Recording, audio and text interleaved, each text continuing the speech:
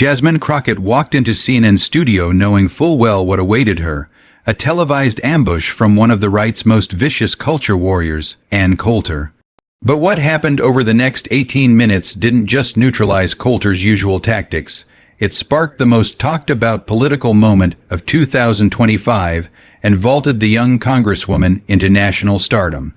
At just 33, the Texas representative had been dismissed by conservative media as an unqualified diversity hire. Fox News had hyped the showdown for weeks, with Sean Hannity promising that Coulter would school another woke rookie. Tucker Carlson had even dedicated a segment mocking Crockett's background. Conservative Twitter had already pre-written their memes, but none of them were ready for what was about to unfold on Anderson Cooper 360. 2 weeks earlier, Coulter had called out young female Democrats on Joe Rogan's podcast, claiming they were all image, no intellect. When asked who she'd debate to prove that point, Coulter had named one person, Jasmine Crockett. It was a public challenge seen by millions. Political insiders feared what could happen. Coulter had made a career dismantling political opponents with sharp-tongued soundbites, but Crockett had personally requested the interview. Her reasoning was simple. Sometimes you have to stand up to the bully so others know they can too. As the lights dimmed, the contrast between the two women couldn't be clearer. Coulter, clad in black, looked relaxed, ready to pounce. Crockett, calm in a royal blue blazer, had been preparing for this moment for days. While Coulter was at a spa and lunching with her publisher, Crockett was pulling late nights with a research team in her congressional office. They combed through Coulter's past interviews, writings, and speeches, mapping her tactics to the second. They built counterarguments, facts, and even dug up her contradictions and inaccuracies, all ready to go. Coulter's formula was predictable: discredit credentials, make it personal, go for the emotional trigger, and she started right on cue. The Democrats are obsessed with checking boxes instead of qualifications, she said, staring down the younger lawmaker. And Jasmine Crockett is the perfect example. Crockett didn't flinch.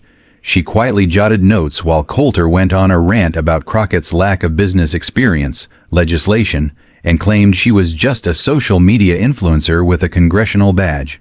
The control room expected a reaction, defensiveness, outrage, something they could clip, but Crockett smiled, calmly, as if she had heard it all before. Then came the pivot. Anderson Cooper turned to Crockett. "Congresswoman, your response."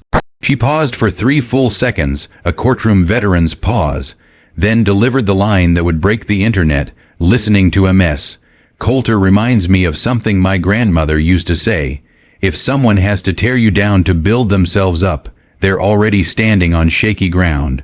Coulter tried to brush it off with a laugh, but Crockett wasn't done. With precision, she began dismantling Coulter's entire argument, point by point.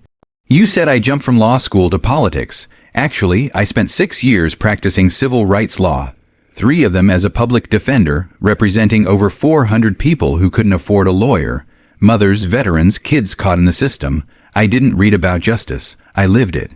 Coulter leaned back, visibly caught off guard. Crockett continued, "You said I've never created jobs. I founded my own law firm at 28 with a $50,000 loan I had to personally guarantee. I hired staff. I made payroll every month. When's the last time you had to worry about that, Ms. Coulter?" The studio was dead silent. Even Anderson Cooper was transfixed. She wasn't debating anymore, she was prosecuting. "You said I've passed no legislation. Last year alone, I helped pass 3 bills into law, expanding mental health care for rural veterans, funding small businesses in struggling districts, and bringing broadband access to underserved neighborhoods. That's real impact." Coulter's face reddened. Her usual icy confidence was gone. Crockett kept going, "And no, I didn't get handed a seat. I beat a 6th-term incumbent in a primary by knocking on 15,000 doors and raising money from small donors while he was funded by corporate PSE. I earned my place." When Coulter tried to interject with talking points, Crockett shut it down. "These aren't talking points, they're accomplishments." The final moment sealed everything. Facing the camera directly, Crockett said, "The people of Texas didn't send me to Congress to argue on television. They sent me to get things done. But when someone questions my qualifications, I will respond with facts, because that's what real public servants do. We show our work." Coulter sat stunned, no comeback, no quip, just silence. Within minutes, the internet exploded. #Crockett destroys Coulter trended worldwide. The clip of her closing statement hit 1 million views before the commercial break. TikTok flooded with reaction videos, Instagram filled with screenshots of Coulter's stunned face captioned, "When you bring a knife to a courtroom fight." But the ripple effects weren't just digital.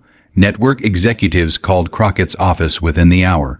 CNN, MSNBC, ABC, even international outlets like the BBC and France 24 requested interviews. Campaign donations poured in. Her approval ratings shot up. Fox News hosts avoided showing the clip altogether. Coulter's social media went dark. Her book tour saw cancellations. Her publisher delayed her next release. Political insiders took notice. Chuck Schumer praised Crockett on the Senate floor. Hakeem Jeffries called her personally.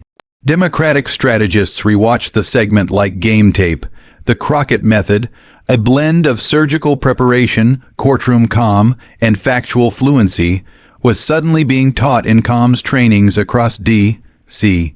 Ben Shapiro, reluctant to admit defeat, tweeted, "Facts don't care about feelings, and tonight facts won." Coulter's career didn't end that night, but it changed forever. Her formula, once so effective, was now outdated. The next generation wasn't just ready for the fight. They were ready to win. 6 months later, Jasmine Crockett released a book titled Prepared: How Facts Beat Fiction in the Battle for America's Future. It debuted at #1 on the New York Times bestseller list selling Coulter's last 3 books combined. In lecture halls, business schools, and boardrooms, the exchange was studied as a case study in modern leadership and communication under fire. Netflix greenlit a limited series about young women in politics, inspired by her story. Her speaking fee quadrupled, but Crockett wasn't chasing fame. At her first press conference after joining Democratic leadership, she said, "You can either build your legacy by tearing others down, or by doing the work. I choose the work." And with that, a new era had officially begun.